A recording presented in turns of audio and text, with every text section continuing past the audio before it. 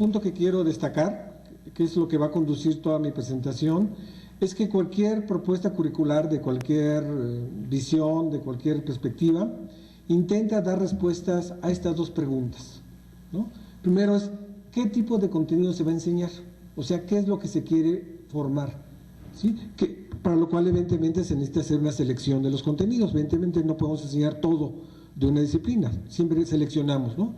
Entonces la idea de todo esto, de la idea curricular, la idea de que nos sugieren es que exista una racionalidad, ¿no? Que la selección de contenidos sea de base a ciertos criterios y no sea pues por otro tipo de causas o motivos, ¿no?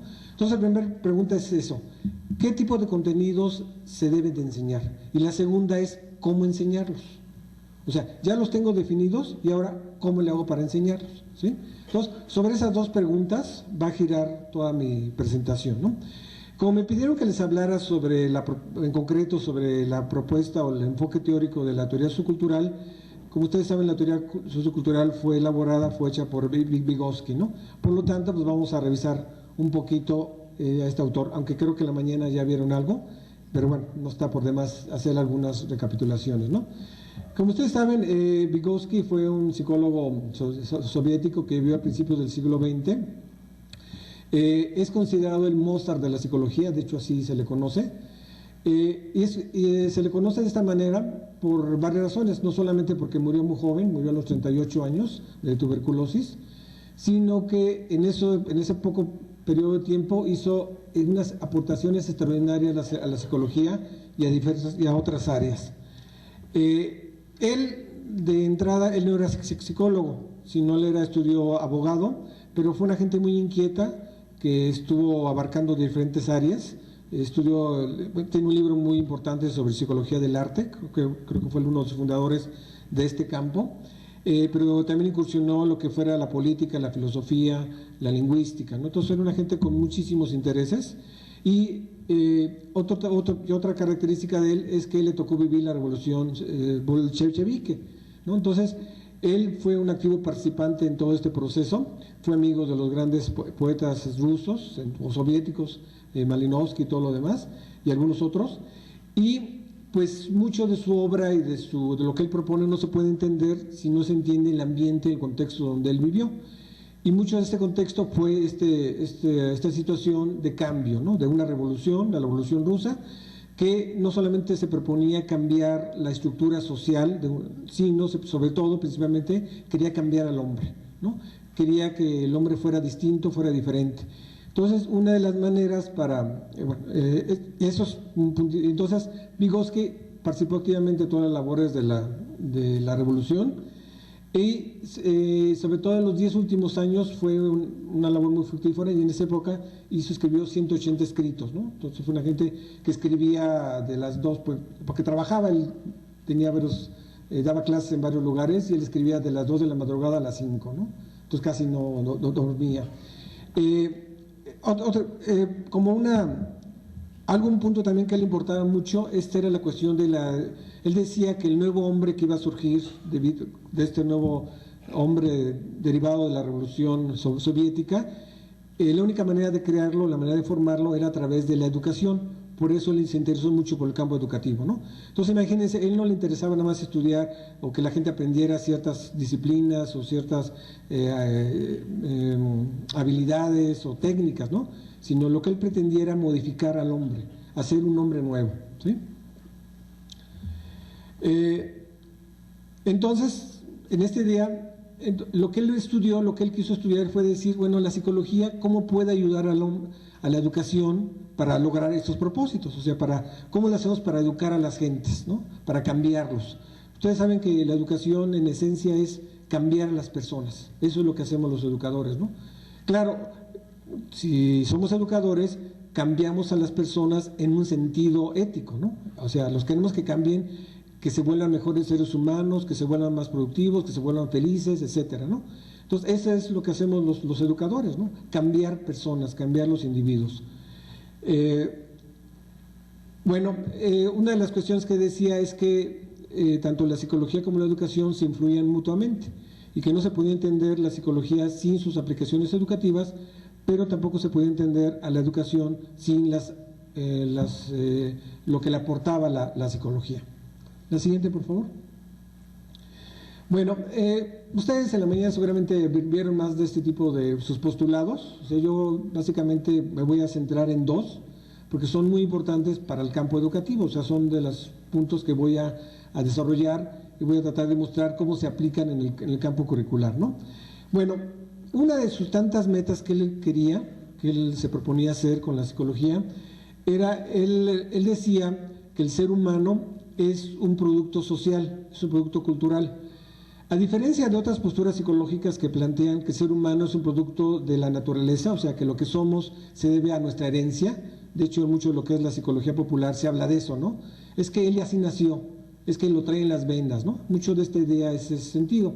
Y hay ciertas corrientes psicológicas que asumen eso, ¿no? O sea, que dicen que la explicación del comportamiento de las personas se debe a que es producto de la herencia de lo biológico.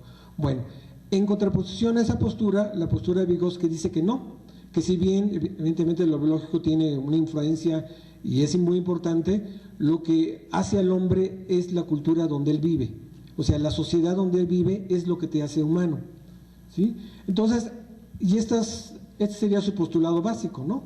O sea, él lo que quiso estudiar fue cómo se crean, cómo se desarrollan, cómo se forman estos procesos psicológicos como resultado de la cultura y de la sociedad donde el individuo forma parte, ¿no? Y de ahí se desprenden dos principios que son sobre los que voy a ampliar, ¿no? Que es la ley de la doble formación y la zona de desarrollo próximo, ¿no? Que la gente que ya haya leído a Vygotsky lo conoce que son partes sustantivas, ¿no? Bueno, aquí me permití citarlo a Vygotsky para no evitar ninguna otra interpretación o distorsión. Lo que él viene siendo la ley de la doble formación, ¿no? Él dice, a partir de esto que les comenté de su principio básico de que nosotros somos productos sociales, él dice que nosotros nos socializamos a través de dos momentos. Un momento sería interpsíquico, cuando recibimos lo de los demás, o sea, las normas, los valores, las ideas, los conocimientos, y eso sería lo que nos va socializando, ¿sí? Entonces, en una primera etapa, todo lo que nosotros somos o pensamos o creemos o sentimos, nuestra conciencia es creada externamente por la influencia de agentes sociales con los que nosotros convivimos.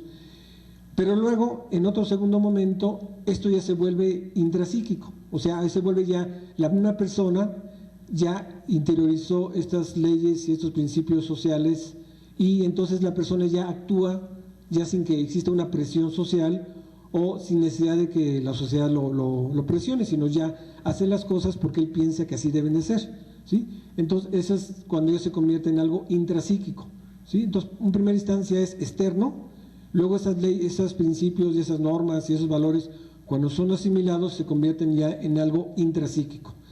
Y algo muy importante, que también esa es una idea clave de él, con lo cual estaría en contra de varias corrientes psicológicas, ahorita les hablo un poco más. Él dice, nos hacemos humanos gracias a que convivimos con otros seres humanos. O sea, que si bien lo biológico importa, como yo les decía, eso no te hace hombre. Lo que te hace ser humano es que tú convivas con otros seres humanos. Y eso es lo importante. Se fijan, esta idea se contrapone totalmente, simplemente para ponerles un contraejemplo, con el conductismo, ¿no? Que ustedes saben, en el conductismo ellos plantean que todos los organismos obedecen las mismas leyes, entonces ellos por eso estudian a las ratas y a las palomas, ¿no? Entonces dicen que ellos dicen, dado que el hombre es muy complejo, vamos a estudiar en lo básico, que sería con las ratas y las palomas. Vygotsky se opondría a este enfoque, diría que por ahí jamás llegarías a estudiar al hombre, porque precisamente lo que el conductismo deja fuera es lo que te hace hombre. O sea, no, entonces, por lo tanto, pues, evidentemente ustedes nunca van a encontrar investigaciones de Vygotsky con animales, ¿no? Sino van a investigar todo lo que él hizo muchas investigaciones sobre la lingüística, sobre la educación especial, sobre el tratamiento de niños sordos, etcétera, ¿no? Siempre le interesó trabajar con personas, entonces simplemente lo quiero contraponer para que quede clara esta idea de lo que él dice, ¿no? Que nosotros nos humanizamos gracias a que convivimos con otros humanos, ¿sí? Entonces, que eso es lo que debemos de estudiar, y es lo que él decía que la psicología debía estudiar. este proceso de cómo nos convertimos en seres humanos. Bueno, algunas implicaciones de esta ley de la doble formación, ¿no? Evidentemente Vygotsky no es un agente mecanicista, era un dialéctico, ¿no? Es un agente que era admirador de Hegel y de Spinoza. Entonces él decía que esta interacción entre el ambiente y la persona era dinámica, era dialéctica, no era que no nada más yo recibo nada más me forma el ambiente, sino que yo también puedo crear, también influir en el ambiente, ¿no? Y mucho de lo que él hace, lo que él estudia, son los famosos medios o los instrumentos, esos instrumentos culturales. Y el instrumento cultural por antonomasia es el lenguaje, ¿no? Por eso él estudió muchísimo el lenguaje y tiene un libro que, como ustedes saben, se llama Pensamiento en lenguaje, que prologó la edición inglesa, la prologó Brunner. Bueno, porque aquí déjenme platicarles la historia. Cuando Vygotsky murió por ahí de los 30, su obra fue prohibida, porque cuando Stalin llegó al poder consideró que Vygotsky era un revisionista, alguien que estaba en contra del marxismo puro, y lo hizo a un lado. Entonces su obra quedó totalmente prohibida en la Unión Soviética. Pero se comenzó a conocer en Occidente, sobre todo en principios de los 60, y una de las personas que más lo dio a conocer fue Brunner, ¿no? Entonces él prologó la primera traducción a una lengua no rusa de sus obras, ¿no? Entonces él prologó la obra de Pensamiento en lenguaje, ¿sí? Bueno,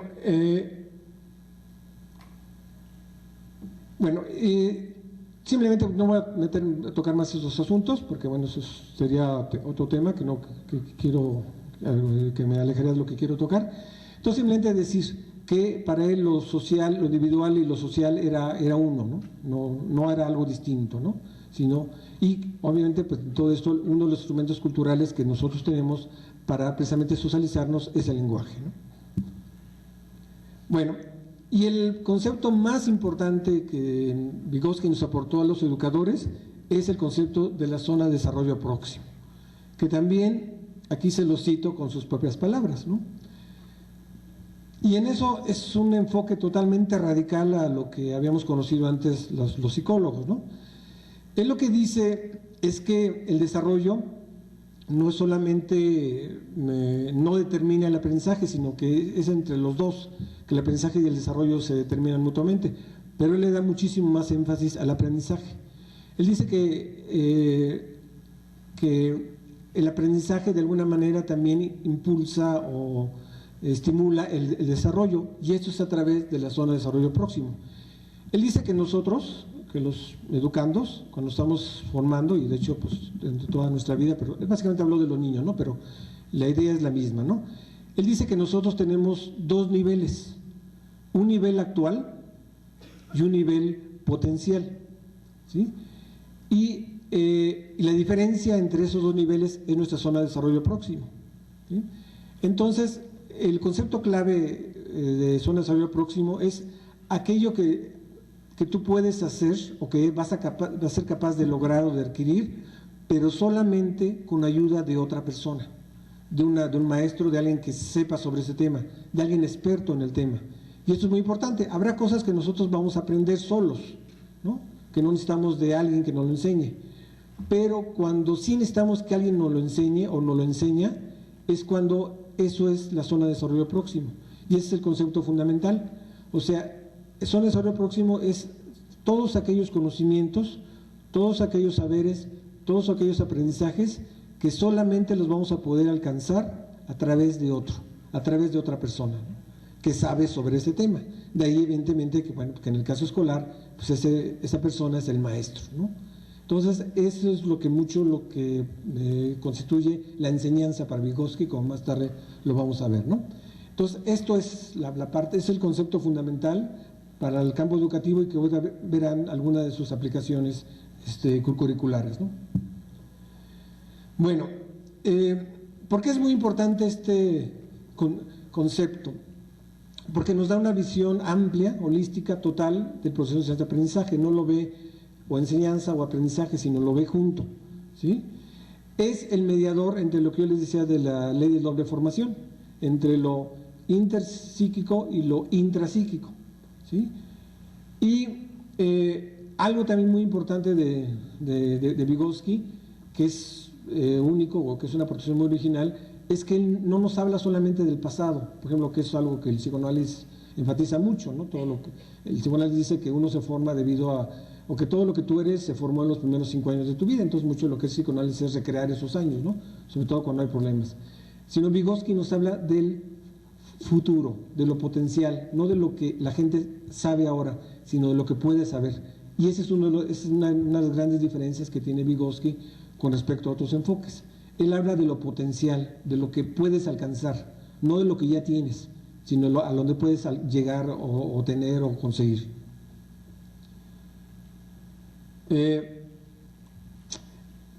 Siguiendo con el concepto de zona de desarrollo próximo, es la parte, digamos, es la parte, digamos, de interacción que se da cuando uno aprende, ¿no? Sería una explicación de cómo es que tú aprendes, ¿sí?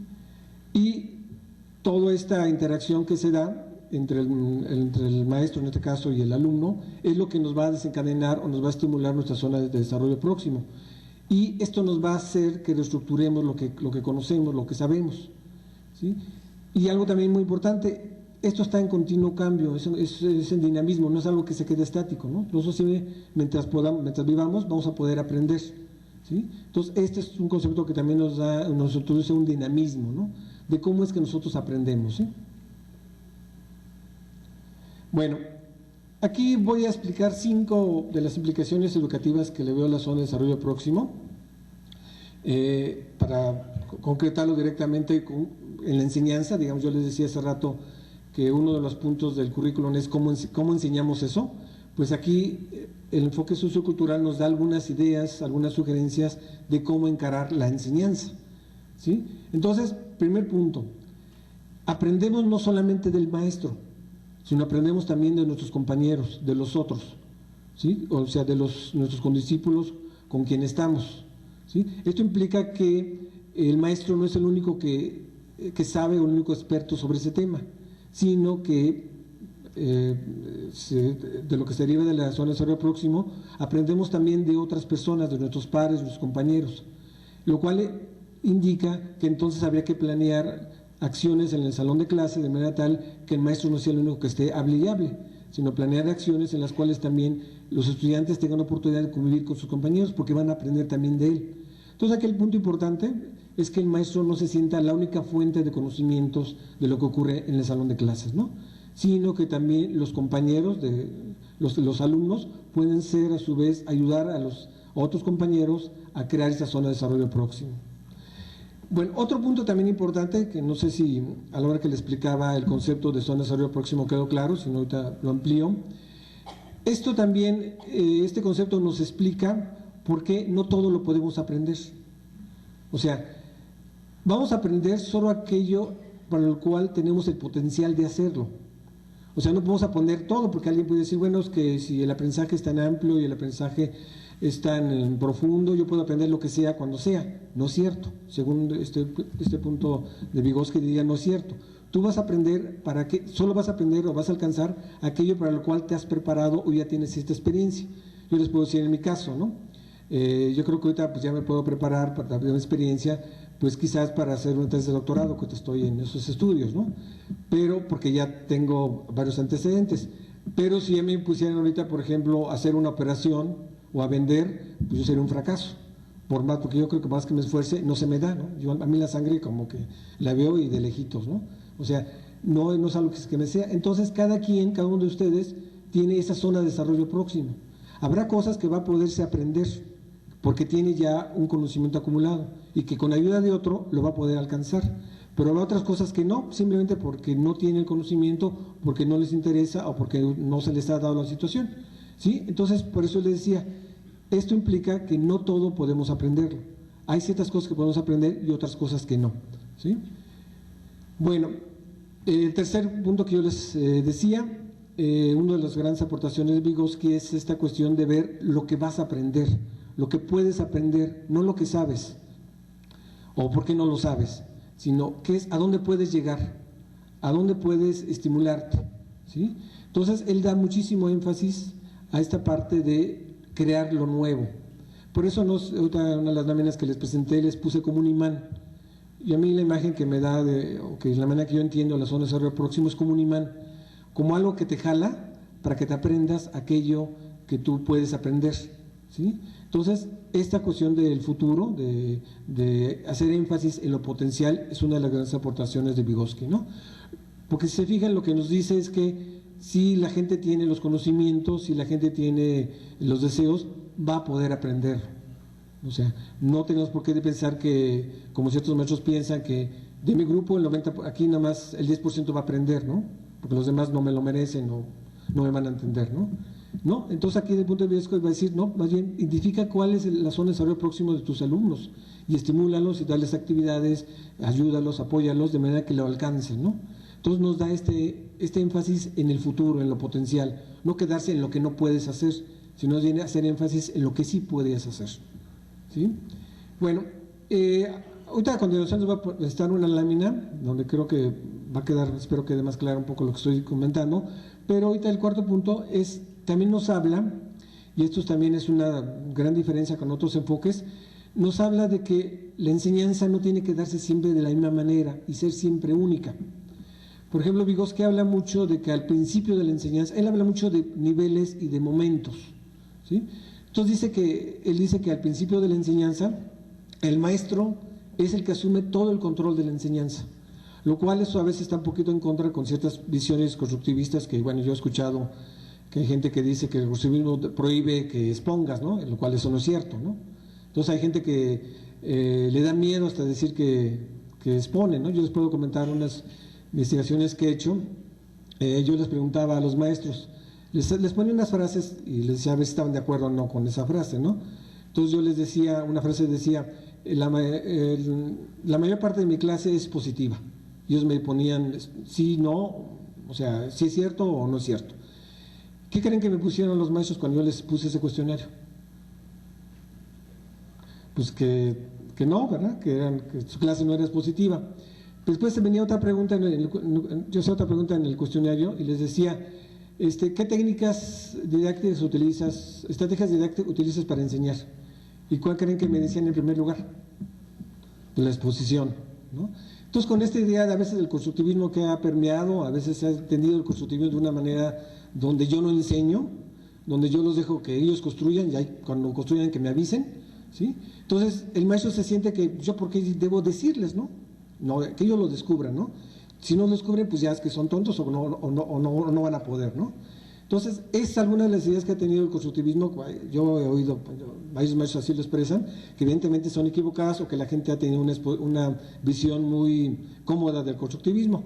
Como una vez también una investigación, bueno, una encuesta que aplicaron unos alumnos de una escuela tecnológica de educación media superior, les preguntaron a los alumnos, habían hecho un cambio curricular, entonces supuestamente basado en el constructivismo, ¿no?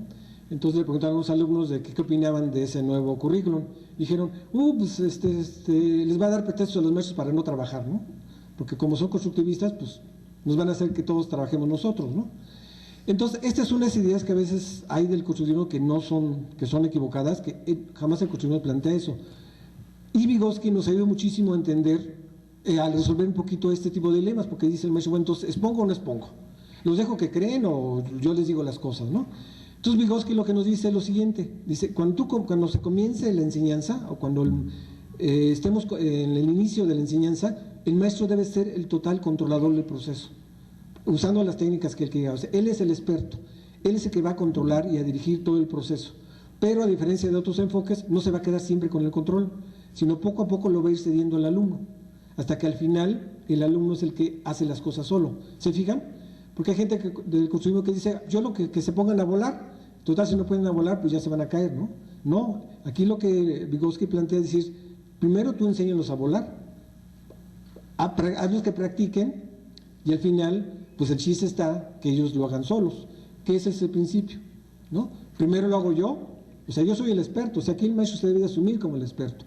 No hay alguien autoritario, no alguien que va a imponer sus cosas, pero sí hay alguien que sabe más de ese tema que los alumnos, ¿no? Por eso es el maestro, ¿sí?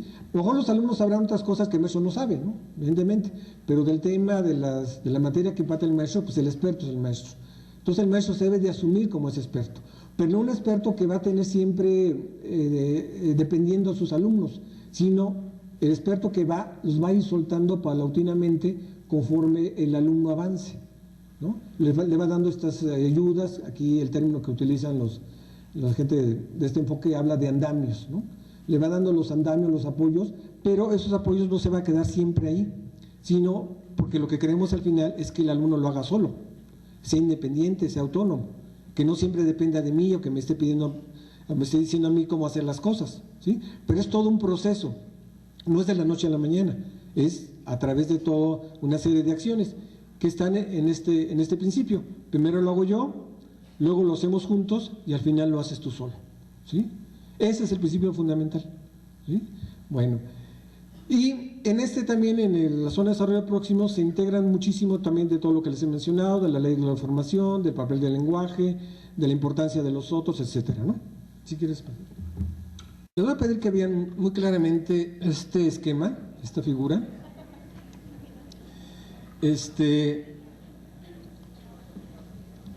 A ver, sería un modelo general de enseñanza donde se aplicarían todos esos principios que les estoy diciendo. Eso sería todo un currículum. ¿Se fijan? Abajo dice control del profesor, el otro extremo, control del alumno, ¿sí? Abajo sería aprendizaje periférico, guiado, independiente, que la traducción es lo que les acabo de decir.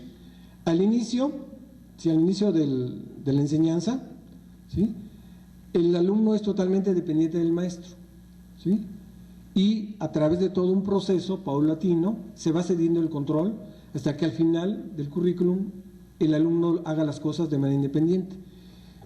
Y con este esquema les quiero mostrar cómo, yo les mencionaba también que lo que es el currículum implica es qué contenidos vas a colocar, dónde los vas a colocar y por qué. No se trata de colocar cualquier contenido en cualquier lado.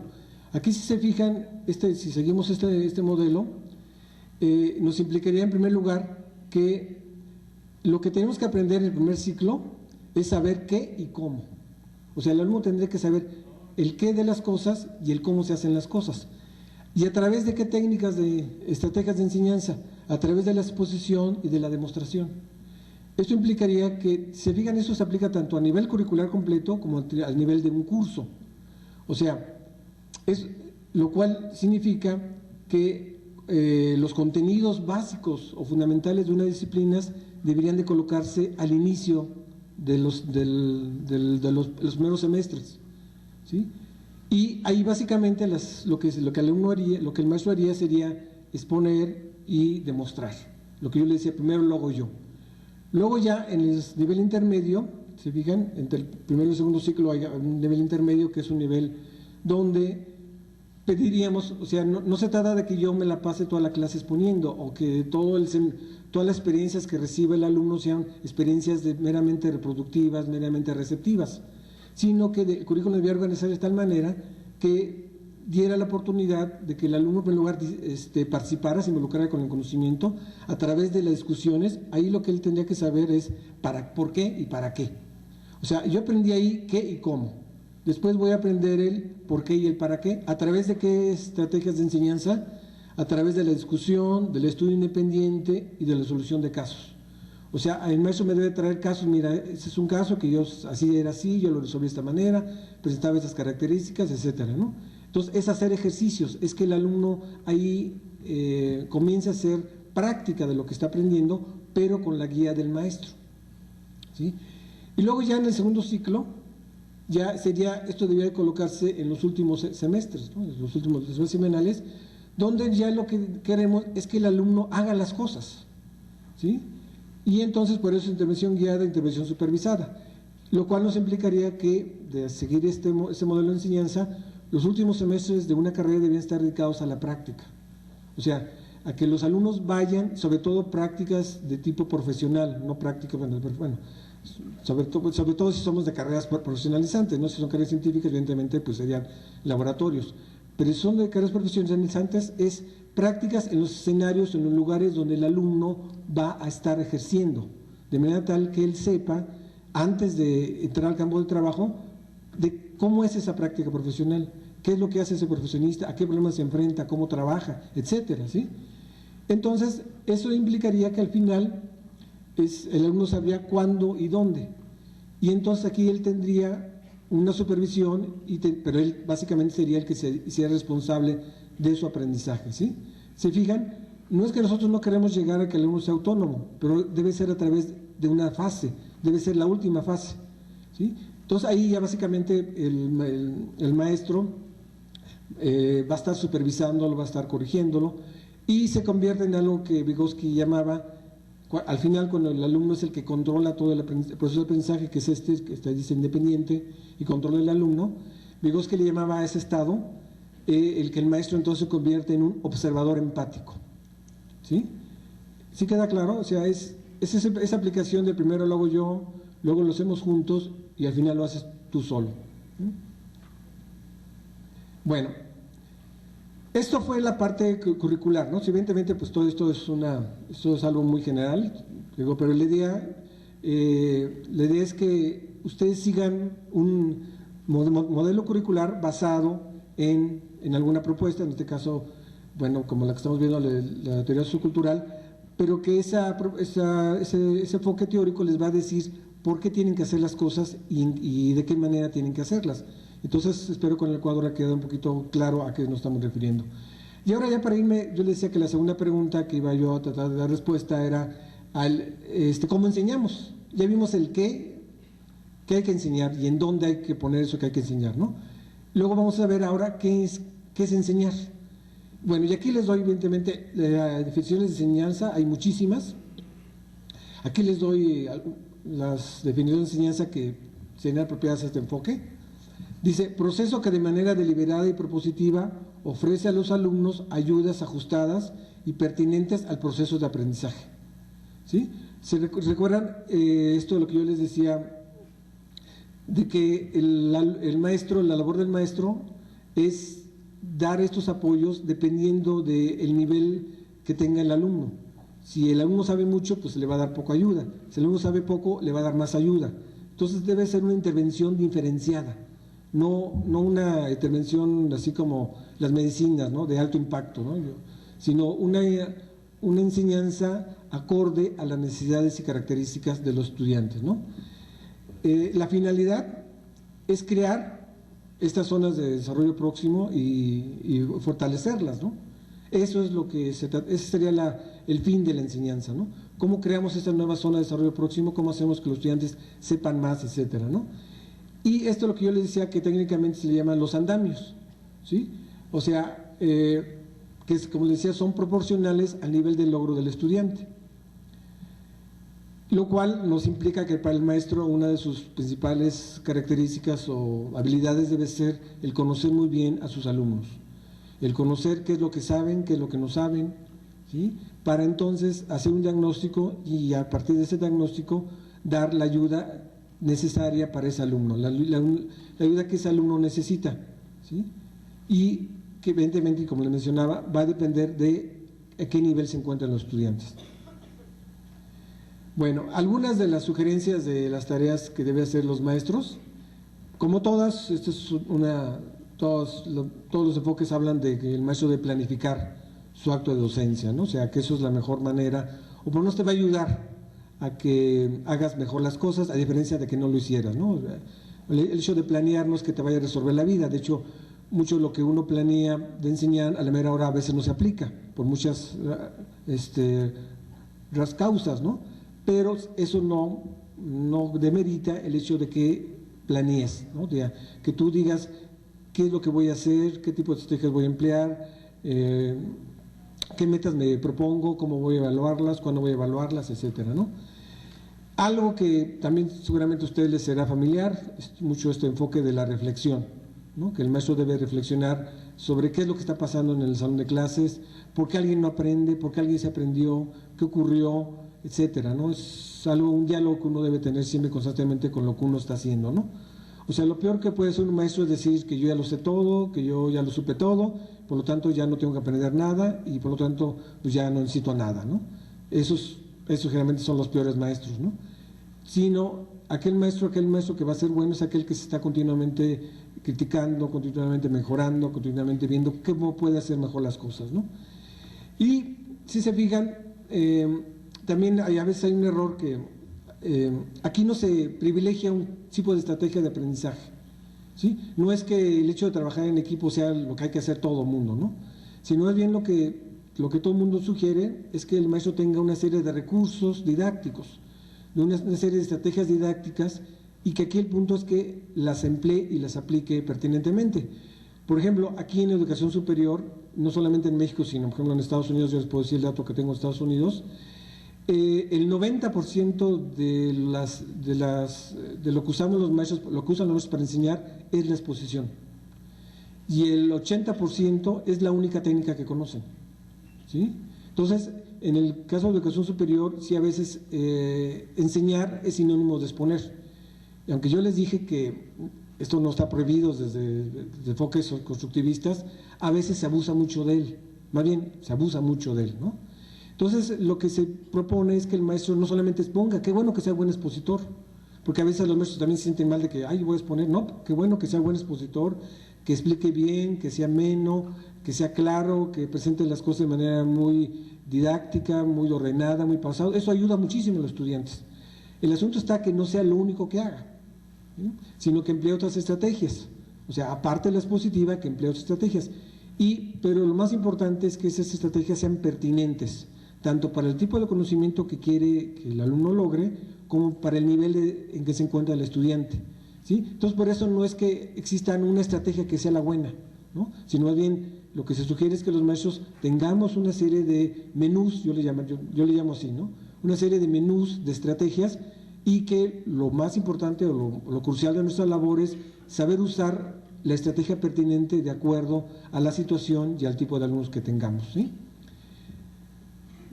Y adelante. Bueno, aquí les expongo gráficamente esto que les acabo de decir, los momentos didácticos de una tarea académica, ¿no? Que eso, yo les expliqué hace rato la manera así amplia curricular, pero esto ya en el salón de clase con temas particulares, así es como se sugiere que se haga, ¿no? Yo les mencionaba que al principio de la enseñanza, al principio de un tema, toda la responsabilidad es del maestro, donde él emplea la exposición, el modelado, la demostración, ¿no? Como estrategias principales, no que no puede emplear otras. Luego vendría en un segundo momento la compartida, donde, bueno, ahora hazlo tú, ¿no? O sea, hazlo tú, pero yo te voy a estar asesorando, te voy a estar guiando, te voy a estar supervisando, te voy a estar corrigiendo. Es lo que se llama práctica guiada. Y la última sería toda del alumno. Todo el alumno se refiere a toda la responsabilidad, ¿no? Donde el alumno hace ya una práctica independiente y una realización independiente también, ¿no? Entonces, esto sería otra vez gráficamente este principio que les decía de primero lo hago yo, luego lo hacemos juntos y al final tú solo. Bueno, una de las, lo que sí, este enfoque sociocultural lo que enfatiza muchísimo, lo que privilegia muchísimo es el aprendizaje cooperativo. ¿Y por qué? Por eso que lo que les decía de la ley de la doble formación. ¿Se acuerdan que él decía que nosotros nos formamos a través de la influencia de los demás, ¿sí? Y entonces, que no nada más aprendemos del maestro, sino también aprendemos de nuestros pares, de nuestros compañeros, ¿sí? Entonces, sí, el enfoque sociocultural le da muchísima importancia al aprendizaje cooperativo, que aquí yo que siempre, el ejemplo que pongo de aprendizaje cooperativo es usar un no ejemplo. Bueno, como mi experiencia de maestro, pues, seguramente ustedes también la han de tener. Cuando uno les pide a los estudiantes que trabajen en equipo, pues ¿qué es lo que pasa, no? Que dos hacen el trabajo, uno lo engargola y otro lo entrega, ¿no? Eso no es trabajo en equipo, ¿no? O sea, y entonces hay que enseñarles a los estudiantes a trabajar en equipo, que eso sería todo un tema, ¿no? Que yo creo que habría que afrontarlo en su momento. O sea, porque no nada más de formen equipos o pónganse a trabajar en equipos, ¿no? Sino hay que enseñarles a los estudiantes a cómo a trabajar en equipo. Bueno, aquí les pongo una definición, hay muchísimas definiciones de lo que es aprendizaje cooperativo, aquí les pongo una.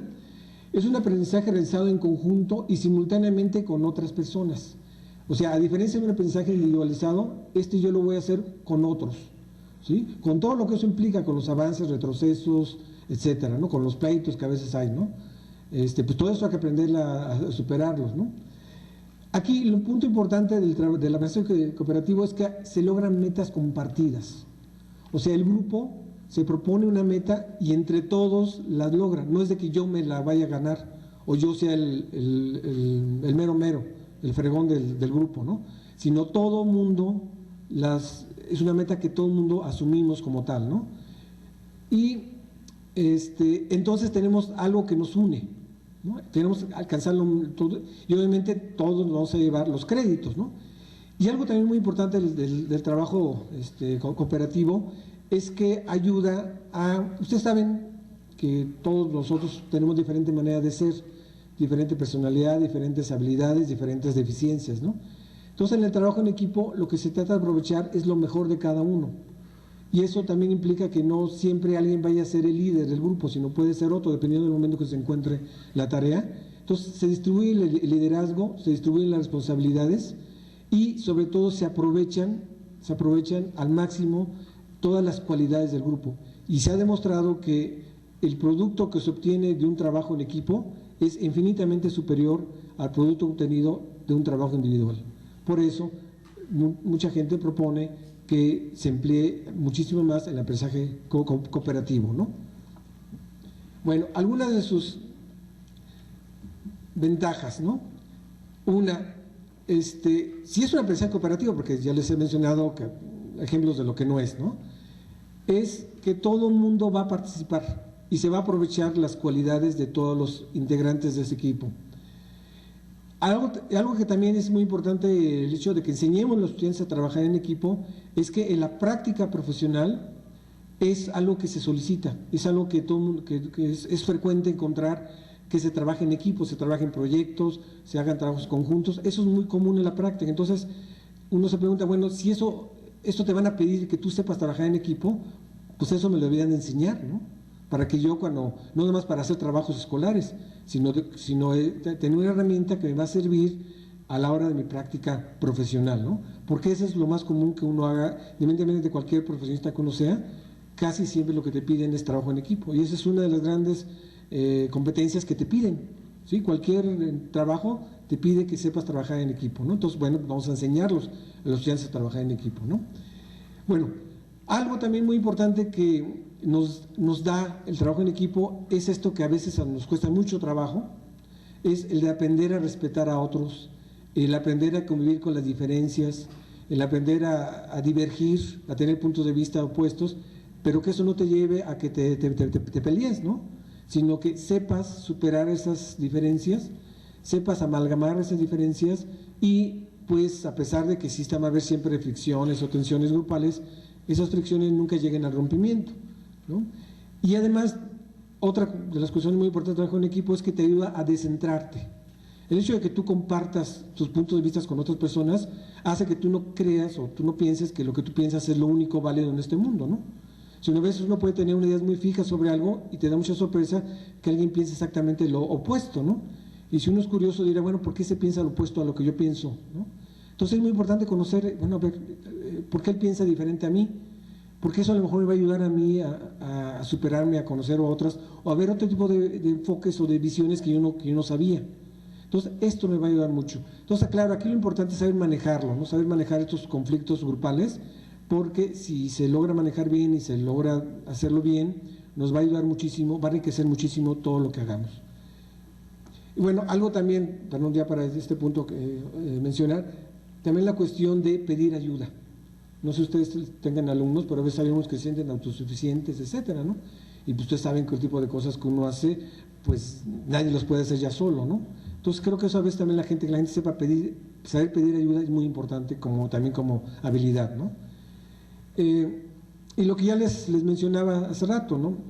Un trabajo en equipo implica el intercambio de roles, no siempre va a ser alguien el líder, no siempre alguien que va a dirigir, sino dependiendo de cómo se den las cosas, de las tareas, de los momentos, va a recaer en diferentes personas y se va a aprovechar todas las cualidades de cada uno de los integrantes del equipo, ¿no? Y eso evidentemente da una riqueza muy amplia, ¿no? Muy grande.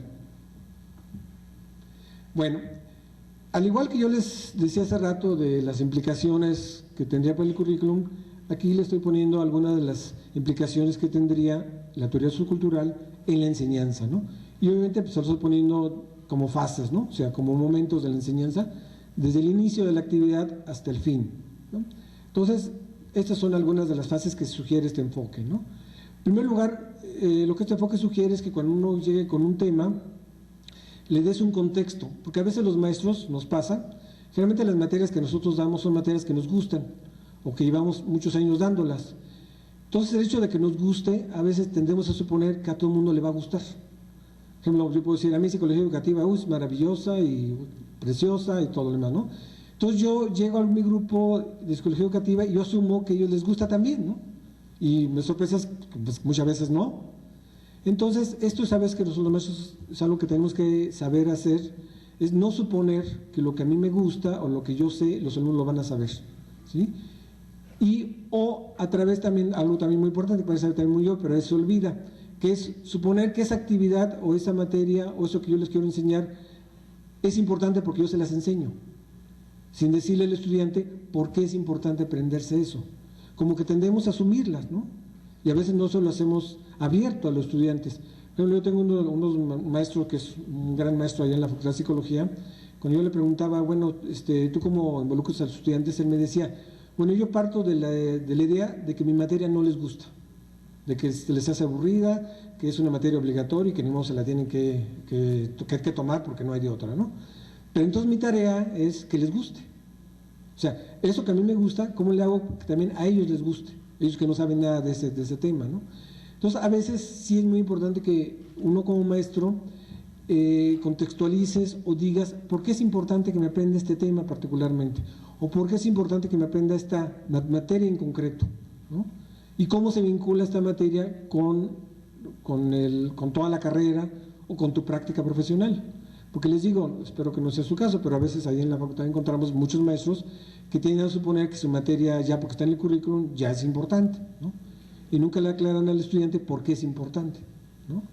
Y a eso es lo que se refiere con contextualizar la actividad, ¿no? O sea, decir, esto que vamos a ver, ¿por qué lo vamos a ver? No porque está en el programa, ¿no? Lo que les digo a los estudiantes, bueno, no me lo digan porque está en el programa, pues sí está en el programa, pero ¿por qué creen que es importante que se aprendan esto? ¿Sí? Entonces, a eso nos estamos refiriendo con contextualizar la actividad. Luego, el segundo paso, que seguramente ustedes también ya han de conocer esto, ¿no? La identificación de las ideas previas, ¿no? ¿Qué sabe mi alumno sobre el tema que yo les voy a enseñar sobre mi materia? Porque todos los alumnos van a tener ideas sobre eso. Obviamente, si no saben mucho, ideas erróneas. Pero yo sé cuáles ideas tiene mi alumno, ¿sí? O sea, yo lo conozco, yo sé qué es lo que él, qué idea tiene al respecto. Entonces, uno tiene que, eso no suponer de que por telepatía se va a dar, ¿no? Sino uno tiene que poner actividades de manera tal de que yo me entere qué ideas tiene el alumno. Y bueno, y ese es un primer paso, pero no se queden ahí, ¿no? Porque luego a veces lo que los maestros hacemos es que está bien, ya me enteré que piensas así, pero qué bueno porque yo te voy a enseñar otra cosa, ¿no? No, lo que se trataría sería que yo, a partir de la explicación de las ideas previas de mis alumnos, mi enseñanza se acomode a modificarlas, enriquecerlas, estimularlas, etcétera, ¿no? ¿Sí? Porque yo ya las conozco, yo ya sé que ellos piensan, por ejemplo, en mi tema, ¿no? Por ejemplo, yo doy la materia de diseño curricular, y ellos piensan que currículum y plan de estudio es lo mismo, ¿no? Entonces yo les tengo que decir por qué no es lo mismo, o en qué aspectos sí es lo mismo y en qué aspectos no, ¿sí? Entonces, así con cada uno de sus temas, es muy importante que ustedes identifiquen qué es lo que el alumno piensa inicialmente, ¿no? Inicialmente sobre eso. Yo generalmente lo que hago el primer día de clase es que les planteo una serie de preguntas sobre qué es diseño curricular, qué es evaluación curricular, digo, de mi tema, de mi materia, ¿no?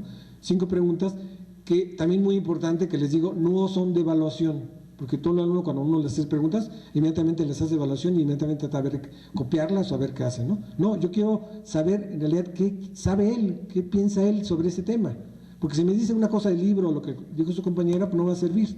Yo quiero averiguar lo que él en realidad piensa sobre eso, porque en base a eso me va a ayudar a planear mi enseñanza o a dar ejemplos que traten de enriquecer esas ideas que ellos tienen, ¿no? Para eso se identifican. O sea, no es nomás identificarlas, sino también yo como maestro trabajarlas, ¿sí? Luego, algo que también Vygotsky plantea es establecer retos, ¿sí? Esto es un arte, ¿no? O sea, ¿cómo estableces un reto? Porque si es un reto muy difícil, los alumnos no lo van a poder hacer y ya no van a querer hacerlo, ¿no? Y si es muy fácil, pues lo van a hacer rápidamente. Entonces, es de qué manera pensarle en cada una de sus materias, de lo que ustedes impartan, qué reto le puedo dar a mi alumno, que de manera tal que la enseñanza o la clase tenga que ver con cómo resolvemos ese reto o ese problema, ¿sí? Pero algo que al alumno le interese, algo que lo confronte, algo que le mueva el tapete para que él busque respuestas, ¿no? Y obviamente uno le ayuda a buscar esas respuestas. Eso sería una de las maneras de enseñar, ¿no? Bueno, el punto 4, también algo que a veces a los maestros se nos olvida, a veces pensamos que dar clases es nada más trabajar con contenidos y trabajar con estrategias y trabajar con la parte de lo que los alumnos conocen, etcétera, ¿no?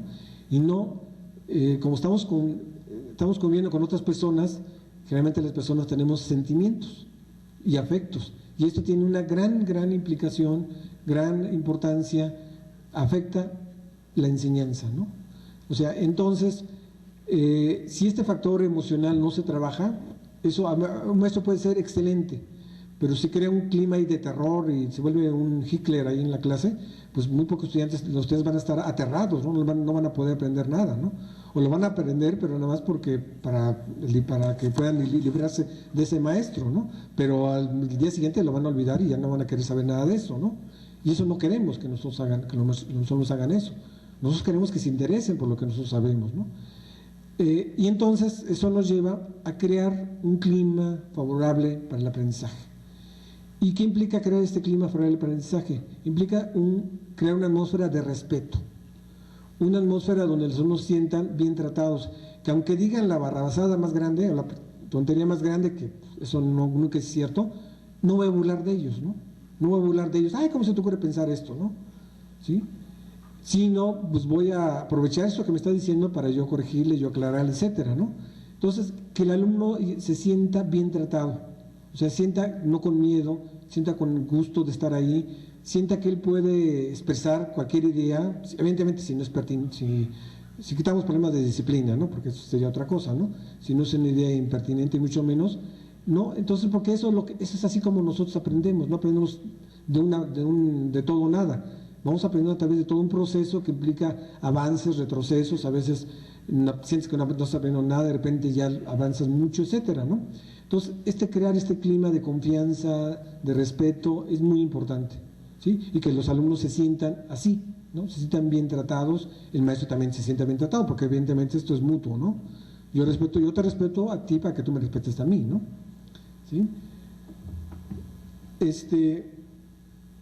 Bueno, y la quinta, utilización del aprendizaje cooperativo, que ya les he hablado sobre sus ventajas, ¿no?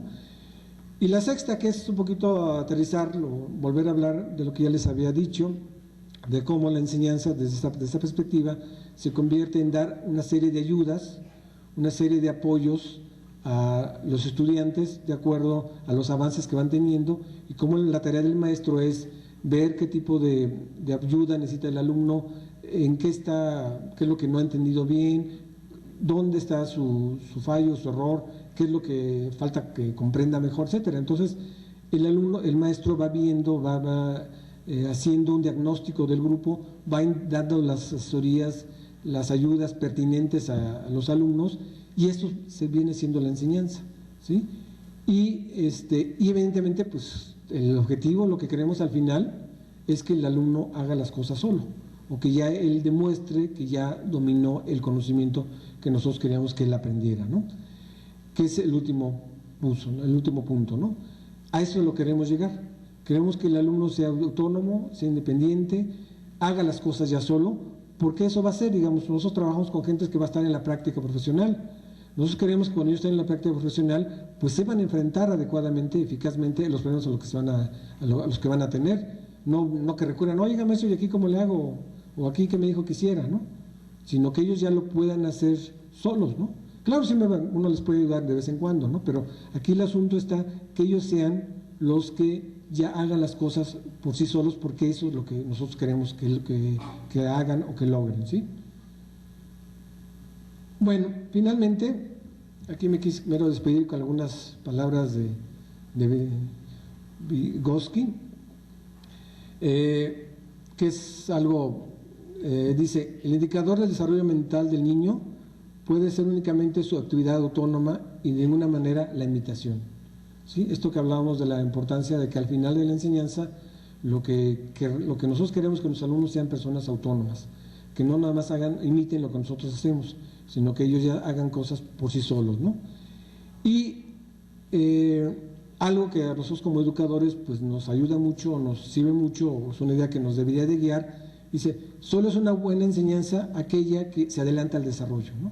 O sea, es lo que yo les comentaba de lo que dice Vygotsky, una enseñanza va a ser buena cuando yo estimulo lo potencial, cuando yo estimulo que el alumno alcance lo que él es capaz de lograr. Y cuando nosotros lo logramos, cuando las personas alcanzan lo que son capaces de hacer, es cuando nuestra labor se ha cumplido. Muchas gracias. Y si realmente está usted convencido que el constructivismo sociocultural es la mejor manera para formar los profesionistas que exige la globalización,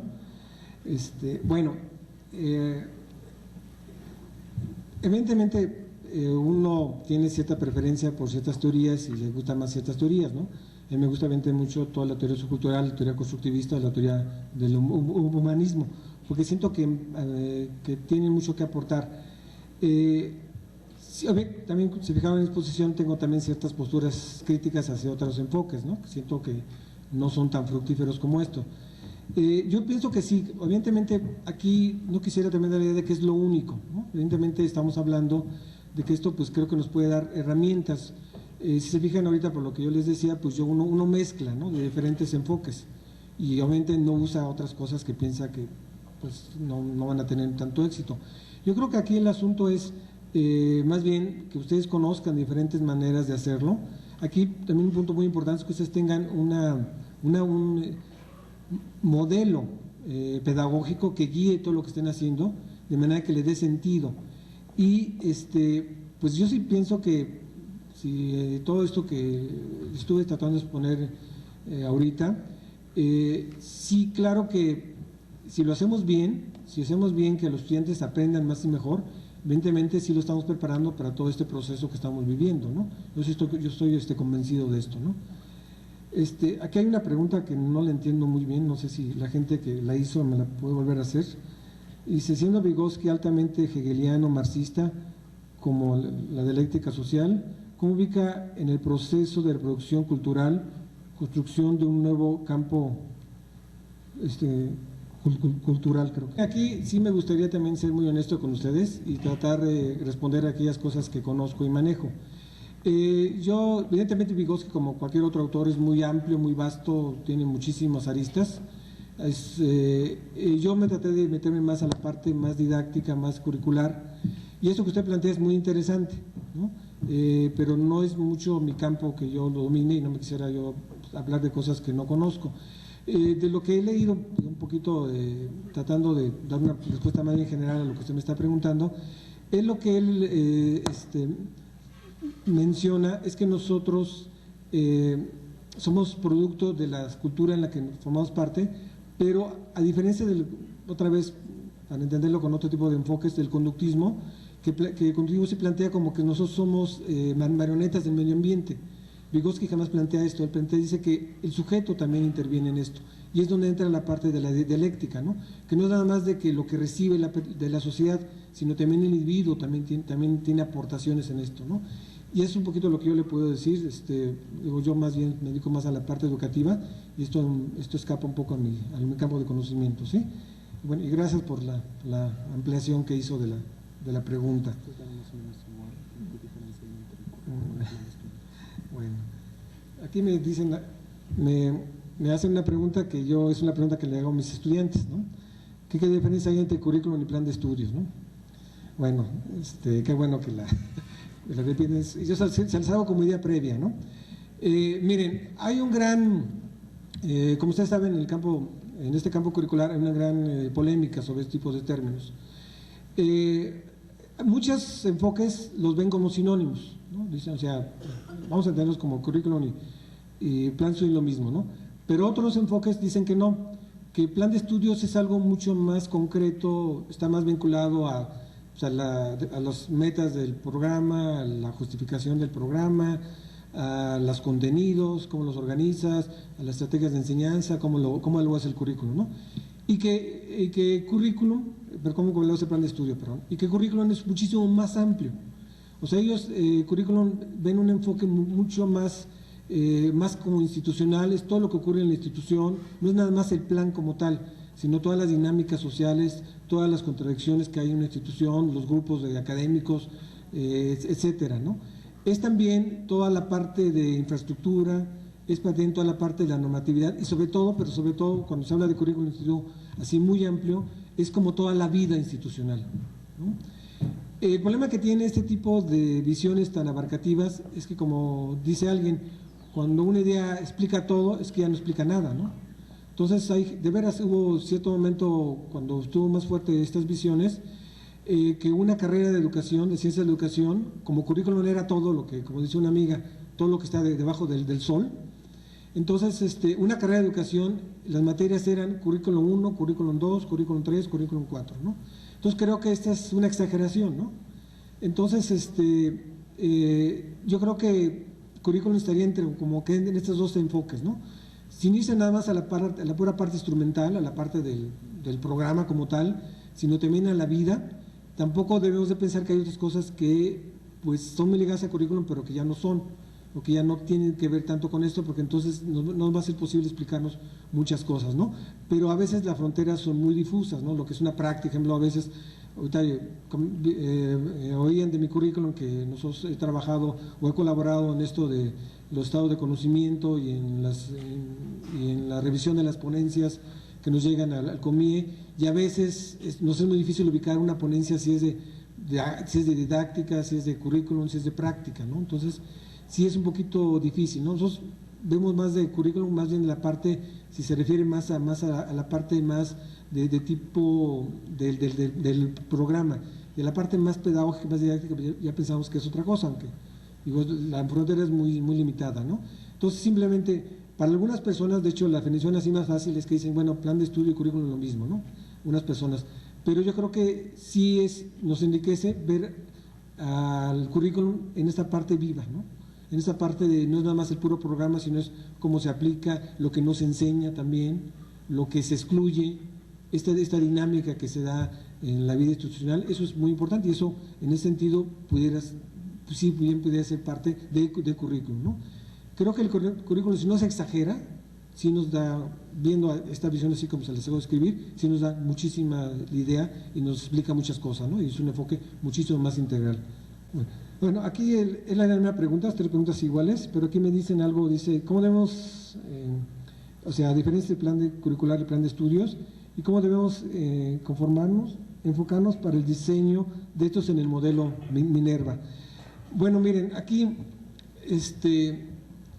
yo de la experiencia que he tenido, sobre todo, algo que no se ha trabajado mucho es la parte de cómo se hace un currículum. Yo ahorita acabo de pasar por una experiencia, en mi facultad estamos cambiando el currículum, nos costó muchísimo trabajo. Entonces, creo que sí es muy importante tener esta visión, es muy importante lo que mencionaba, por eso les presenté el esquema.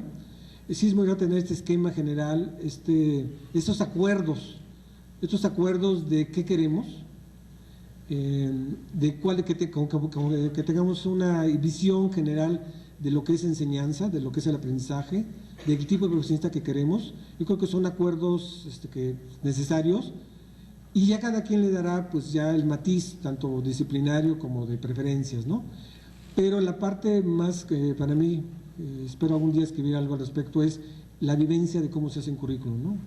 Eso, porque ahí entran ahí todos los fenómenos humanos, los fenómenos de los líderes, de la gente que tiene mayor poder político, mayor poder de persuasión, que a veces toma decisiones que no son muy racionales, pero como lo dice tal persona, pues entonces se aceptan, ¿no? Entonces, y a veces, y sobre todo también muy importante, el ponerse de acuerdo, ¿no? No hay currículo perfecto, de veras, si uno se quiere pensar el currículo perfecto, no lo hay. Entonces aquí yo más bien el tipo de recomendaciones que les daría, de acuerdo a lo que yo he visto de las cosas, sobre todo de los errores o de los problemas que hay, es sí, muchísimo el respeto académico, muchísimo el tratar de que todo lo que ustedes hagan tenga una racionalidad, que no sea porque yo lo digo, o porque mi grupo, como somos 100 y tú nomás eres 1 o 10, ya te voy a imponer, sino tratar, porque finalmente currículum, bueno, algo que también es muy importante, currículum no es nada más la parte técnica o académica, es también la parte política, ¿no? Y de manejo político, y esto hay que reconocerlo, y hay que asumirlo, y hay que saber manejar. No se trata que una coma la otra, que de hecho en base a experiencia que yo he tenido, desgraciadamente ha sucedido eso, ¿no? Lo político se ha comido lo académico, pero sí se trata de que estas dos grandes fuerzas convivan y se logre pues un equilibrio entre las dos, ¿no? Y eso sería muy importante, el trabajo que hagan, las tareas que se pongan, por ejemplo, simplemente las cosas que, a lo mejor eso sería otra conferencia, pero yo les voy a dar una conferencia de lo que no hay que hacer, ¿no? Pero por ejemplo, nosotros formamos comisiones curriculares y bueno, esas comisiones fueron muy improductivas porque una de las cosas que nos pasábamos 3 meses haciendo era nuestro reglamento, ¿no? De cómo nos organizamos para organizarnos, ¿no? Y entonces eso se volvía muy improductivo y muchas cosas de este tipo de errores, ¿no? Entonces, sí es muy importante tener esa visión, esta forma, pero también muy importante la parte práctica, la parte operativa, de entrega de productos, de no dejarlo, que sea un trabajo continuo, porque al principio sí hay mucho entusiasmo y todo el mundo trabaja y al ratito ya nuestras comisiones empezaban de 80 personas y al final acabamos 5, ¿no? Que éramos los que hacíamos el trabajo, ¿no? Entonces, sí, es muy importante el liderazgo académico. O sea, el liderazgo académico, que la gente que dirige esto lo tenga muy claro a dónde quiere llegar, que ponga límites, que ponga reglas, que estas reglas sean asumidas por todos, etcétera, ¿no? Bueno, tengo unas cosas que ahorita les puedo comentar, ¿no? De la experiencia que yo he tenido, ¿no? Y ojalá esto les pueda servir, ¿no? Por lo menos para que no hagan eso, ¿no? Aquí me dicen cuál es la diferencia entre el aprendizaje colaborativo y cooperativo. No, la gente lo ven igual, ¿no? Pero el término que se emplea más técnicamente, o sea, más usado es el aprendizaje cooperativo. Yo a veces lo utilizo como sinónimo, ¿no? Para no estar repitiendo cooperativo. Pero el punto es, lo que yo quisiera hacer énfasis es que en promover este tipo de aprendizaje, que es muy importante por las razones que yo ya les dije, pero lo que lo distinguiría, digamos, para no estarnos peleando con los términos, es más bien, si es un aprendizaje que se logra con otros, y se logra a través de un trabajo donde todo el mundo participó en ese trabajo. Entonces ya pónganle el nombre que ustedes quieran, ¿no? Pero si es este trabajo, si eso ustedes llaman colaborativo o cooperativo, no importa. Lo importante es que si el producto de aprendizaje o la tarea que se obtuvo fue obtenida de esa forma, ¿no? Y es algo que hay que promover muchísimo en nuestras escuelas porque desgraciadamente no es algo que se da, ¿no? Al contrario, somos bastante individualistas, ¿no? Bueno, aquí me dicen, ¿qué relación existe entre aprendizaje significativo y enseñanza cooperativa? La relación que existe es lo siguiente. Nosotros pretendemos que a través de la enseñanza, del aprendizaje cooperativo, se va a lograr un aprendizaje significativo. No es la única manera, ¿no? No es la única forma, habrá otras, ¿no? Una exposición puede muy bien promover aprendizajes significativos, un trabajo, una lectura, una discusión, etcétera, ¿no? Entonces, yo lo pondría así, que para obtener el aprendizaje significativo, lo que nosotros queremos lograr es que los aprendizajes, que lo que aprenden los alumnos tenga sentido. ¿Y a qué me estoy refiriendo con esto? Bueno, qué bueno que emplean el aprendizaje significativo, que es el término que usamos nosotros, pero para usar otra palabra, más general, es que nosotros lo que queremos es que la gente comprenda. O sea, que nosotros lo que queremos lograr es que los alumnos comprendan. ¿Y qué es comprender? Es cuando yo hago propio el conocimiento, cuando yo lo puedo usar de manera personal para aplicarlo a situaciones que requieren ese conocimiento. O sea, no cuando yo copio o reproduzco lo que me dijeron, sino cuando yo hago una recreación de ese conocimiento y lo utilizo, sobre todo lo utilizo para resolver un problema que yo tengo, ¿no? Entonces, eso es el aprendizaje significativo, ¿no? Y yo le pondría, para tener más amplio, ese es comprendernos. Lo que nosotros queremos lograr, que los alumnos comprendan, no que se aprendan las cosas de memoria, no que digan lo que los libros dicen, sino que sepan usar el conocimiento que nosotros le estamos dando, ¿no? Aquí me dicen que si Solving Problem, que es una estrategia también de enseñanza que está teniendo muchísimo auge, se basa en el constructivismo sociocultural y en el trabajo cooperativo. En parte sí, pero también se basa mucho en el cognitivismo, todo lo que es la vertiente del enfoque cognitivista que durante muchísimos años ha trabajado de esto de solución de problemas. Ahora se le está dando un enfoque muchísimo más didáctico, más de salón de clase, porque con los cognitivistas cuando lo usaban era más del laboratorio, etcétera, ¿no? Entonces ahora sí hay mucho trabajo sobre solución de problemas como fuente de enseñanza. Okay. Podría sugerir bibliografía para aprender a trabajar en equipo. Tengo entendido que este trabajo, esta ponencia que yo presenté, se va a publicar. Yo mandé una bibliografía. Y si no, le voy a pedir a la persona que hizo esta pregunta que al final me vea y para darle otros libros, ¿no? Pero ahí en la bibliografía que va a aparecer en la ponencia hay buen material, un libro español que se llama así, ¿no? Y es un libro muy, muy completo sobre este tema, ¿no? Dice, ¿qué se entiende por adelantarse al desarrollo? Aquí lo que Vygotsky planteaba era que la enseñanza no sea nada más reproducir lo que ya se sabe, ¿no? O reproducir lo que el alumno ya domina, sino darle, por eso él habla de los retos, ¿no? O sea, provocar a los alumnos de manera tal que alcancen su nivel, el siguiente nivel, ¿no? No quedarte nada más con el nivel que tienes o reafirmar lo que ya tienes, sino impulsarte, estimularte para que tú des un salto, para que tú saltes al siguiente nivel que puedes lograr si yo te ayudo. Eso es lo que más o menos se llama desarrollo. O sea, aquí el punto es que no nada más la enseñanza debería enfatizarse a reafirmar lo que ya sabes, sino a cómo te promuevo a que logres lo que tú puedes alcanzar, ¿no? A través de retos, sobre todo, ¿sí? ¿Nos podría mencionar qué otras formas de aprendizaje aparte de las exposiciones hay? Sí, miren, algunas aparecen en el esquema, si se fijan. Está todo lo que es las demostraciones, el estudio de caso, ¿cómo se llama? La solución de problemas, hay las prácticas, hay la práctica guiada, las prácticas positivas, hay el modelado, hay casi ahorita casi todas las estrategias, digamos, porque hay muchas, se engloban más que nada, son estrategias que tratan de promover el aprendizaje a través de solución de problemas, el estudio de casos, el aprendizaje cooperativo, como ya se los dije, la exposición. Entonces, hay una serie de estrategias que el maestro puede usar. Por ejemplo, el interrogatorio, los mapas conceptuales también son otras herramientas que el maestro puede usar. Aquí yo lo que le mencionaba es que no nomás nos quedemos en la exposición, ¿sí? Sino que aparte de la exposición, que hice también muchas veces en no prohibirla, hay otras estrategias que uno debe de emplear, ¿no? O sea, no nada más pasarse toda la clase habilitable, sino dar la oportunidad de hacer preguntas, que los alumnos reflexionen, etcétera, ¿no? Me sirve muchísimo, yo uso mucho los mapas conceptuales, uso mucho las preguntas, etcétera, ¿no? Entonces, hacer una clase más donde uno lo que intente es que el alumno participe, ¿no? Para entonces, y no nomás porque es el eslogan de que participe, ¿no? Sino porque es la manera que él va a aprender, ¿sí? A ver, aquí les quisiera platicar un cuento que siempre se los hago cuando quiero tratar de enfatizar o quiero tratar que quede claro que es un aprendizaje constructivista. El cuento que les cuento es que en una cierta escuela había una alumna no iba a ir a la clase, entonces le pidió a su compañera decirle, oye, fíjate que no voy a ir a la clase, pero sí me interesa mucho lo que se va a dar en la clase, entonces te voy a pedir que me la grabes, ¿no? Te doy esta grabadora y pues grábamela, ¿no? Y la amiga dice, sí, cómo no, y la grabo, entonces ya se la graba y se la entrega, ¿no? Pero entonces la amiga dice, oye, pues qué bueno, pues a lo mejor le pido a otra amiga que me la grabe, ¿no?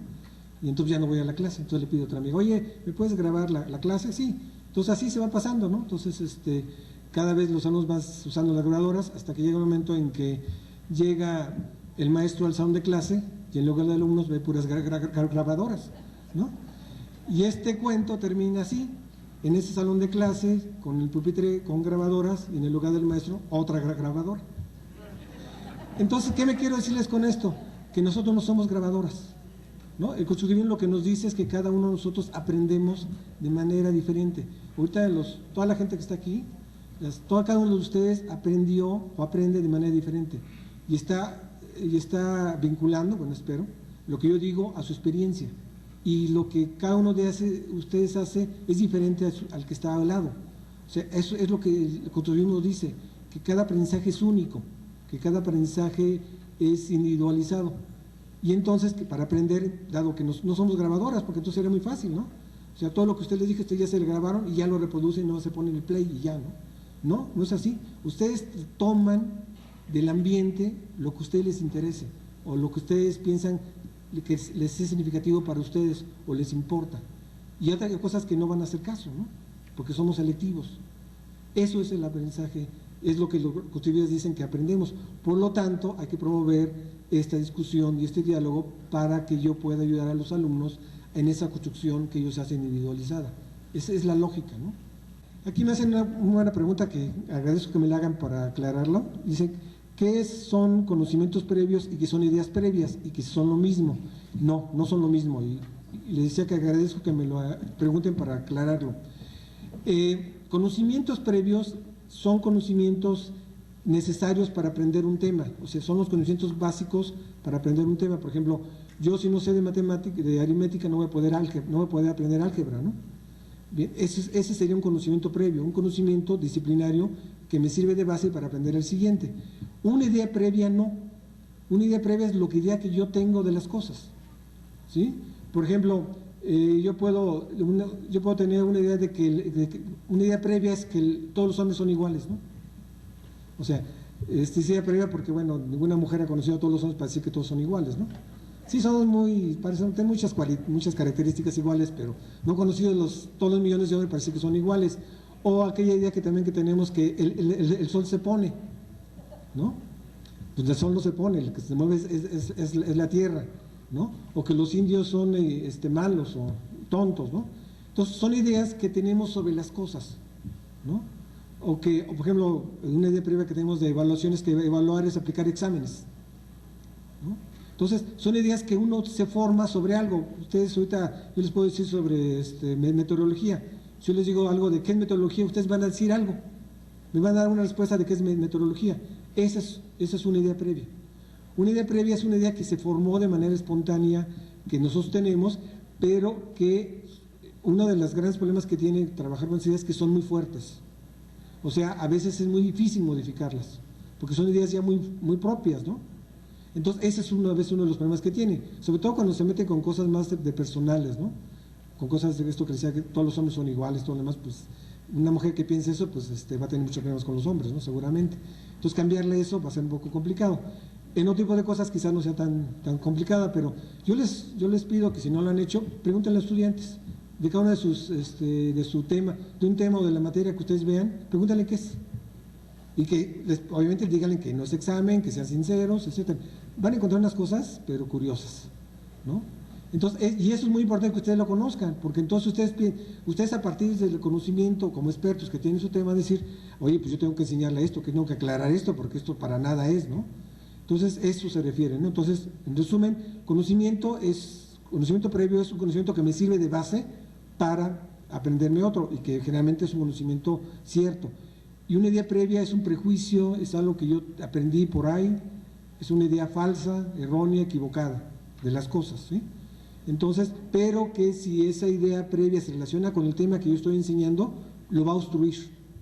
O sea, no va a hacer que yo me lo aprenda bien, ¿sí? Entonces, por eso es tan importante que uno las sepa cuáles son, ¿no? Bueno, aquí me hablan de, hace algunos años, la frase para hablar de educación de alumno era enseñanza-aprendizaje, hoy es aprendizaje-enseñanza. ¿Qué significa esto? ¿Realmente hay diferencias significativas? Pues, a ver, hace unos años yo también estaría de acuerdo con eso que están diciendo, de hecho así yo también me formé, que se decía que era un binomio, ¿no? Que era indisoluble, que enseñanza-aprendizaje era un binomio, que era las dos cosas, ¿no?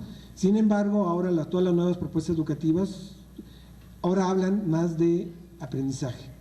Ahora se está privilegiando muchísimo, de hecho hay un currículum centrado en el aprendizaje, hay una enseñanza centrada en el aprendizaje. Y un poquito, digo, esto es muy amplio este tema, pero quizás para acotar y decirles más bien un poco las ideas esenciales, se refiere a lo siguiente. Lo que tratan de hacerse con estas visiones, tratar de evitar que los maestros no hagan algo que hacemos los maestros, ¿no? ¿Qué hacemos los maestros? Decir, yo enseño, ya si el alumno aprende o no, es cosa de él, ¿no? Pero yo di mi clase, yo llegué y di mi clase y estuvo muy bien, usé acetatos, diapositivas, yo di mi clase. Ya se aprendió el alumno o no, es su problema, ¿no? Es que a mí me tocan alumnos tontitos, bueno, pues ni modo, ¿no? Y entonces ahora se quiere cambiar esa idea previa, ¿no? Lo que se quiere cambiar es decir, ¿sabes qué? Yo enseño para que otro aprenda. Entonces mi responsabilidad es lograr que otra persona aprenda. Entonces, yo puedo dar una clase magnífica y yo decir que soy excelente maestro, pero ¿qué aprendieron mis alumnos? Entonces, se quiere dar énfasis a el aprendizaje de los alumnos como una manera de medir la efectividad y capacidad del maestro. Sí, que no sé si queda claro. O sea, en lugar de decir, doy mi clase, es decir, ¿qué aprendieron mis alumnos por medio de mi clase?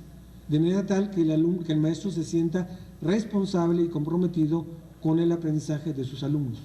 No sé si fui claro, ¿no? O sea, por eso se habla de esto, por eso se da el énfasis al aprendizaje, ¿no?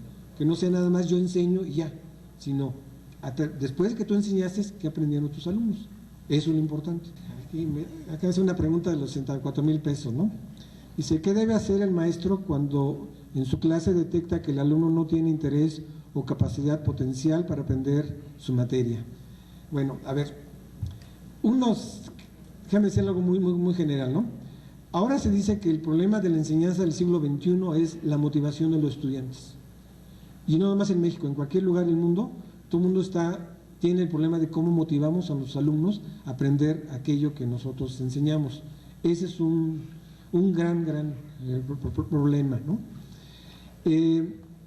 Aquí, bueno, evidentemente habría que conocer más el caso, ¿no? Por lo tanto, una respuesta muy amplia, ¿no?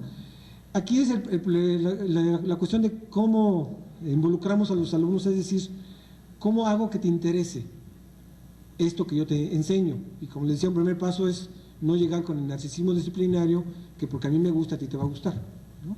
Entonces, tratar de ahondar por qué no le gusta. Es porque me la ven una materia obligatoria, me la pusieron, etcétera, ¿no? Yo creo que un buen maestro, realmente buen maestro, logra interesar a los alumnos, aunque los alumnos no vayan por este tema o lo que fuera, ¿no? El asunto es cómo. Uno de los puntos que se dice, o la recomendación que se da para motivar a los alumnos, es que se vincule con los intereses de ellos. O sea, ¿por qué voy a aprenderme álgebra? ¿Para qué me sirve álgebra? No, álgebra tenés que aprender porque es bien bonita, pero a mí en la vida cotidiana, ¿para qué me sirve álgebra? Entonces, el maestro debe de decirles por qué, o lo que les interese, ¿no? Entonces, este problema de la motivación es muy importante. Yo creo que sí nos va a orillar a que los maestros cambien muchas de nuestros supuestos que tenemos, para de tal manera que a veces le hagamos más claro al alumno por qué tiene que aprenderse ese tema y esa materia, ¿no? ¿En qué le va a servir? Entonces, esa es una de tantas recomendaciones que se puede hacer, ¿no? Vincularla a los intereses y necesidades de los alumnos, ¿no? Y el asunto es cómo, ¿no? Bueno, ese es un poquito el problemita, ¿no? Pero es por ahí, ¿no? Okay. ¿Qué hacer cuando ya se intentó todo lo posible y ya se invirtió más del tiempo destinado y el alumno no aprendió? Híjole, bueno. Pues pues lo corremos, ¿no? No es cierto. A ver, miren, otra idea previa. A veces los maestros piensan que mi clase nada más va a ser para el 10% de los alumnos, ¿no? Y si yo pienso eso, pues no me va a importar el 90% que no aprende, ¿no? Entonces, bueno, asumiendo que ese no es el caso, ¿no? Pero primero tenemos que checar eso. Habría que ver si es problema de qué. O sea, es un problema de motivación, es un problema de falta de conocimientos previos, es un problema hasta probablemente personal, no sé, averiguar. A veces, si los alumnos tienen problemas personales, ya sea que, no sé, que estén embarazados o que sus papás se divorciaron, o ese tipo de cosas afectan, ¿no? O que se tienen que ir. Entonces, habría que detectar. Aquí el problema sería identificar la causa, ¿no? Si la causa es del alumno, es causa mía, a lo mejor yo le caigo gordo. Bueno, entonces ahí tenemos que decir, bueno, pues tener que llegar a un tipo de acuerdo, ¿no? O la materia, pero yo creo que sí, sí de veras hacer todo lo posible porque alguien aprenda, ¿no? Y darle de vueltas. Algo que también, sí, una de las causas que también puede ser es que a lo mejor el nivel que estamos usando de explicación es muy alto. A lo mejor a mí no se me hace alto o muy elevado. Sí es clarísimo, ¿no? Como decía un compañero mío, ¿no? Que llegaba con sus alumnos y le decía, el examen está re fácil, yo lo hice y me saqué 8, ¿no? O sea, y una sugerencia que le puedo decir, si ese es el caso, a veces cuando yo estoy desesperado con un alumno que no está así, lo que le pido es que alguien que me entendió de sus alumnos, que se lo explique. Y a veces ellos emplean un lenguaje más cercano, más familiar, y a veces eso pues es más efectivo, ¿no? Porque a mí sí me llega a pasar esto, ¿no? Que hijo, ya le hice por acá, le hice por allá y nada, ¿no? Entonces a veces yo la forma que he encontrado es decirle, oye, explícale, ¿no? Yo ya no puedo, ¿no? Entonces a veces buscarle por ahí, ¿no? Pero ver, yo la recomendación que daría sería buscar las causas, ¿no? O sea, porque puede haber muchas causas. Si es un problema emocional, pues entonces esto que le estoy diciendo pues no va a servir, ¿no? Hay que ahondar la causa emocional. Pero si es un problema a lo mejor de comprensión, de que a lo mejor mi lenguaje es muy elevado, aunque yo pienso que no es elevado y a lo mejor que haga mejor esfuerzo soy incapaz de bajarlo, pues a lo mejor un compañero sí lo puede hacer, ¿no? Dice, en países desarrollados, como usted lo señala, en las universidades, en las clases, el único modo de enseñar es la exposición y los índices de calidad son muy altos. ¿No contradice lo que usted ha mencionado? Bueno, espero que no. A ver, le voy a explicar. En primer lugar, sí, el dato que les daba era para decirles que, bueno, que se abusa de la exposición, ¿no? Pero yo trato también de ser muy claro, decir que no estoy en contra de la exposición. Aquí el punto es, una exposición puede ser mala o puede ser buena, no es el hecho de exponer. Puede ser una exposición aburrida y el alumno no aprendió nada, o puede ser una exposición muy agradable y el alumno aprendió mucho. O sea, no necesariamente el hecho de ser expositiva va a propiciar un aprendizaje pasivo por parte del estudiante. Es uno de los errores que a veces se cometen, ¿no? Entonces, aquí más bien es buscar que la exposición que uno haga sea amena, sea clara, sea ordenada, utilice conceptos familiares para los estudiantes, tenga una secuencia, utilice un lenguaje claro, etcétera, ¿no? O sea, eso es lo importante. Y no tanto el hecho de exponer o no, ¿sí? O sea, una exposición puede ser aburrida o una exposición puede ser muy amena, ¿no?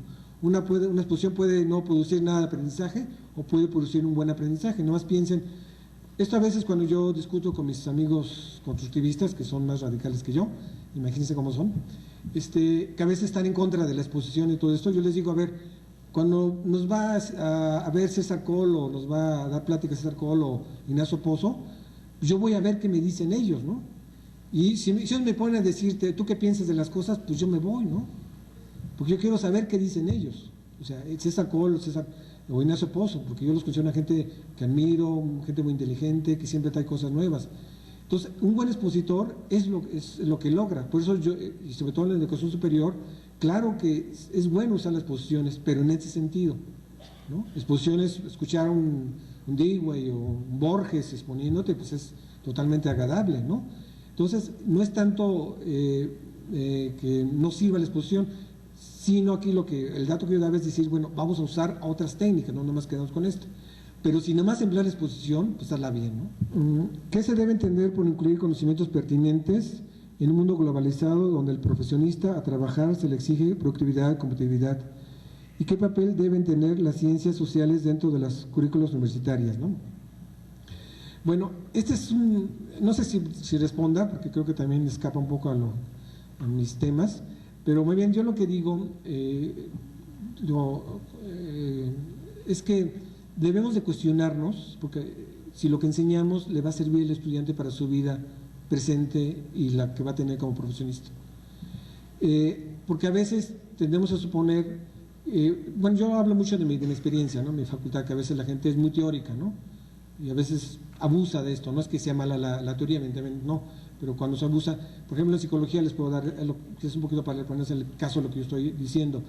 En psicología la gente uno habla con los profesores y dicen que quieren formarlos que tengan un gran dominio teórico, que tengan identidad universitaria, que tengan esta visión amplia de la sociedad, etcétera. Pues muy bien, ¿no?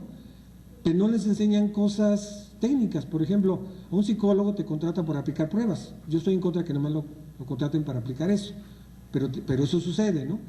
Entonces a veces por andar en aquel elevado no te enseñan las cosas que te van a requerir en el campo profesional. Yo no estoy en contra de que no se enseñe lo elevado, lo que estoy en contra, o lo que me parece es que sea una en contra de la otra. Y por ejemplo en mi caso en psicología hay investigaciones que me muestran que los estudiantes no conocen la parte técnica, cosas técnicas imprescindibles no las conocen.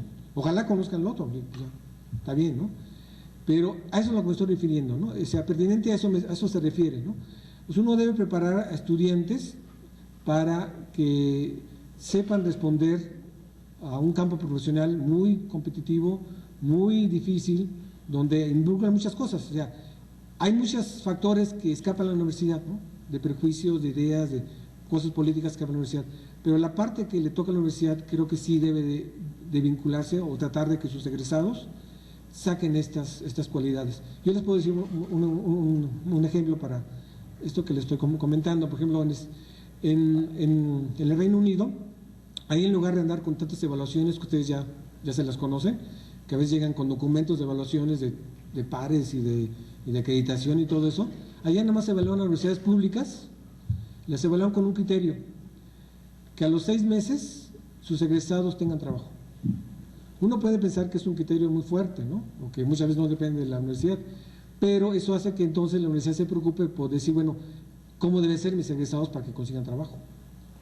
O sea, yo le veo la pertinencia en ese sentido. Hay muchos factores que escapan a la universidad, estoy consciente de eso, pero la pertinencia es en el sentido de yo, como universidad, sobre todo pública, es cómo formo a esos estudiantes para ese mercado, esa situación profesional a la que ellos se van a enfrentar. A lo mejor a mí no me gusta esa situación profesional, yo soy en contra, me parece que no es la adecuada, pero es la que existe. Perdón que me ponga otro ejemplo de psicología. En psicología, por ejemplo, yo les decía, muchos lo que nos contratan es por aplicar pruebas. Entonces, cuando se creó una escuela de Zaragoza, de Iztacala y Zaragoza, dijeron, no, eso no sirve, eso los psicólogos hacen más que eso y no vamos a enseñarles a aplicar pruebas. Pues, ¿qué creen que pasó? Pues que no los contrataban porque no saben aplicar pruebas. Y después ellos tenían que tomar cursos, diplomados para aprender a tocar pruebas. ¿Sí? No sé, soy claro. O sea, no es que uno no sea crítico al mercado de trabajo, ¿no? Uno debe ser crítico al mercado de trabajo, pero también uno debe ser consciente de que ahí te van a pedir ciertas cosas y que uno como universidad pues debe de preparar a esos alumnos para cumplir con esos criterios, porque si no, otros los van a cumplir. Entonces nuestros egresados van a ser gente que no va a tener ese trabajo, ¿no? Y es un reto. Digo, yo no tengo respuestas al respecto, ¿no? Pero es un reto. Yo siento que ese es un gran compromiso que tiene la universidad, uno de tantos compromisos, ¿no? Pero eso para mí es muy importante, ¿no? Porque luego estamos haciendo gente que no va a estar, simplemente no se va a contratar, ¿no? Porque no sabe hacer las cosas que te están pidiendo, por las cuales te contratan allá afuera, ¿no? Digo, eso es así tan fuerte, ¿no? Y dice la otra, ¿qué papel deben tener las ciencias sociales dentro de las currículas universitarias? Bueno, yo pienso que sí deben tener un gran papel, ¿no? Pero yo creo que habría que ver qué tipo de ciencias sociales y qué tipo de... ¿A qué ciencias sociales nos estamos refiriendo? Porque no sé si la pregunta vaya en ese sentido. Yo sé que en ciertos lugares de Europa y Estados Unidos todo lo que es las ciencias sociales la están quitando a un lado. Todo lo que es psicología social, sociología, son carreras que no existen. Un poquito porque están mucho en eso del mercado y todo lo demás, ¿no? No sé si eso vaya lo que está detrás de esta pregunta, ¿no? Evidentemente yo sí pienso que sí necesitamos tener profesionistas de ciencias sociales, pero que nos ayuden a entender esta realidad, ¿no? O sea, si son nada más gente que, pues no sé, que tiene otro tipo de cualidades y que pues nada más sirven nada más a un cierto grupito de personas, pues bueno, te hacen un lado y no va a pasar nada, ¿no? Como está sucediendo en Europa, ¿no? Muchas carreras de ese tipo se las han cerrado, ya no hay quien las estudie, ¿no?